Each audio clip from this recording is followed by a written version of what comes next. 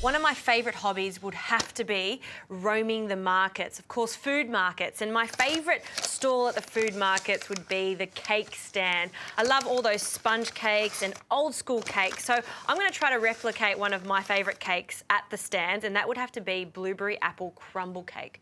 It's so good, and I'm going to add some flaked almonds for some extra crunch. Now there's 3 steps to this. First, the crumble, which is going to be in this bowl. 50 grams of cold butter with 50 grams of self-raising flour here. Also 2 tablespoons of caster sugar. And that's all that goes into my crumble. Now I'm going to put this to the side for now and we'll work on that later. In here I've got 3 to 4 Granny Smith apples that have been finely sliced, just like this. Now I want to give these apples some individual flavour too, along with the flavour that's going to go in the cake. So I'm going to add some lemon zest, a full lemon for this, and we're just grating this directly over the bowl, so all of those essential oils that come out of the lemon go straight onto those apples. And I want a little bit of juice from this lemon, so I'm going to cut this in half. This will also help keep that wonderful white colour of the apples. I don't want them to go brown. Great. And classic flavours with apple and blueberry, some cinnamon, so a good pinch of cinnamon in with the apples. I'm going to just keep a little bit back because I want that to go into the batter also. So give that a mix with your hands, just so all of that lemon coats the apple, and again we can put that to the side. Now for the cake, 4 whole eggs into a mixer, and I'm going to cream this with the remainder of the caster sugar. Now I'm using 2 types of sugar for this cake. First of all, the caster sugar, which is fantastic for baking, but at the end, along with the flaked almonds, I'm going to be using some demerara sugar. And not only for the sweetness, but again for the texture to make this cake very interesting. So let's get onto this batter. 4 eggs, 200 grams of caster sugar, and I'm going to whip this until it doubles in size and gets really creamy.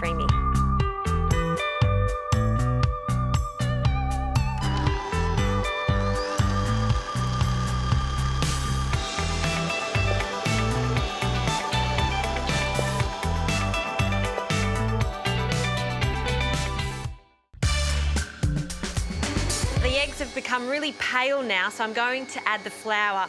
I like to use self-raising flour for this because it's going to give it a little bit of lift. And this is 200 grams again, so really easy measurements to remember for this cake.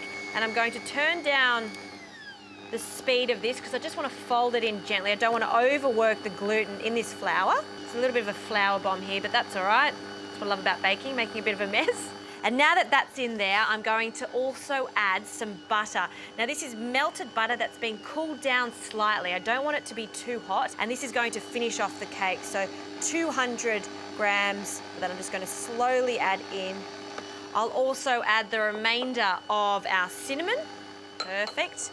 And some blueberries. Now you can mix up the berries for this or keep it very simple by just adding those apples. You can change the apples too with some pears if you like. Look how fat these blueberries are. You don't want to be using frozen berries because it's going to make the cake a little bit watery, so fresh is best.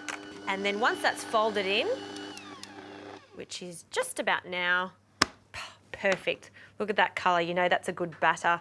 So I'll just remove this from the mixer, and now we can start layering this. So in a springform tin that's been lined with a little bit of baking paper, this is just going to make it so much easier to take the cake out later. I'll just scrape down the edges and pour that in. Look how glossy that is. Beautiful. First layer. Next goes the apple. So there's quite a lot of apples in this, but this is what I like about it. It's going to keep this cake really moist. And you don't have to be perfect with this. You don't have to fan them out or layer them. Just get them straight in there. And I can smell that cinnamon and the lemon zest. It always reminds me of the country, those 2 smells.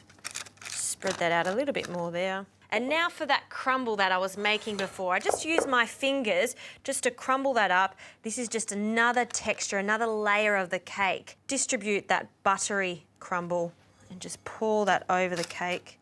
And now for the 4th layer, a good handful of the flaked almonds. And this is the top of the cake, so you can imagine after being cooked in the oven for about 45 minutes, they're going to go really golden brown. And we mustn't forget that demerara sugar. This again is going to give it a lovely crunch. Just a sprinkle over, so about 1 to 2 tablespoons. And that's done. Now this is going into the oven at 180 degrees. And like I said, it's going to cook for 45 minutes to an hour. Just check at the end by just placing a little skewer in the center. If it comes out clean, it's ready.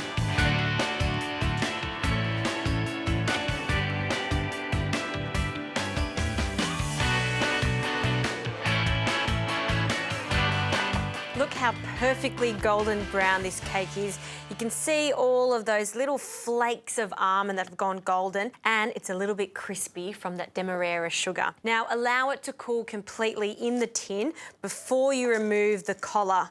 So that's cooled down nicely now, and I'll take that off. And we'll take the baking paper collar off too, and just carefully take it off that disc. So I'm going to just slide it off. Oh, perfect. I always like to finish it with just a light dusting of icing sugar over the top. And I'm going to cut myself a generous piece right now because I'm feeling quite peckish. So straight down that centre bit. I want to see how moist this cake is in the centre. And I know how soft it is because of all those apples and the blueberries that we've added. And I've got a little plate here ready to go. I'm just going to lift that first piece up off the plate and then pop that down here. Look how moist that is. That's a really good cake. All of those apples there and the blueberries have sunk to the bottom. It's quite a pretty tea cake. And I always find that it tastes just a little bit better with a nice dollop of cream. So I'm going to spoon on a generous amount and maybe some extra icing. And that's what I call the ultimate afternoon tea. That's my apple, cinnamon and blueberry tea cake with a dollop of cream, just to make it extra special.